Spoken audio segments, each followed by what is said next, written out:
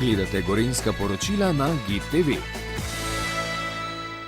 Nogomet velja za najpomembnejšo postransko stvar na svetu. Če mu dodamo pridevnik ameriški, pa dobimo povsem drugačno različico športa, ki se že nekaj desetletij uspešno razvija tudi v Evropi. Pri nas se je vse skupaj začelo malce pozneje, vendar pa je ljubiteljev in po domače ta pravih ekip tudi pri nas kar nekaj. Mednje spada tudi kranjska ekipa Alp Devils, katere podmladek smo včeraj ujeli na treningu. Ameriški nogomet, kjer se igra 11-11, ima 2 polčasa oziroma 4 četrtine. Flag pa je brezkontaktna različica, predvsem za mlajše igralce in se igra 5-5.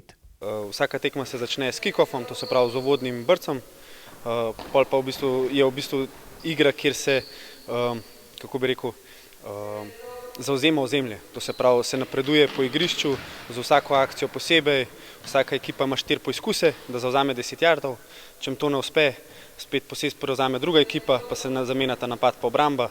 Tako da načeloma igra tako poteka, da se ozemlje zavzema, na koncu pa konča s touchdownom v najboljšem primeru. Alp Devilsi iz Kranja delujejo že od leta 2008 in štejejo okoli 45 članov. Tukaj je še 10 članov podmladka. Tekmujemo v Ligi CFL, to se pravi Centralna Evropska liga, z ostalimi državami iz Bosne, Hrvaške, Srbije, včasih je bila tudi Avstrija, letos ne bo več.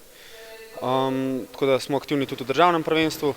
Načeloma v vseh kategorijah, v A kategoriji, to se pravi v prvi ligi, B ligi, pa tudi v mladincih, tako da smo zelo aktivni. Izpostaviti velja 2 mejnika. 2 leti nazaj smo prišli do finale Lige CFL, kjer smo izgubili proti mariborski ekipi. To je bil po mojem najboljši dosežek. Letos smo bili tudi, pa že prejšnja leta smo bili tudi v finalu državnega prvenstva. Pač ljubljanska ekipa je malo dalj ustanovljena, so tudi malo boljši. Pa tudi ti naši tam mladi so letos v bistvu pokazali, pol leta odkar obstajajo, so v bistvu aktualni državni podprvaki. Ameriški nogomet je šport z veliko kontakta. Igralec mora biti precej korajžen. No pa saj je tudi v ostalih športih potreben pogum.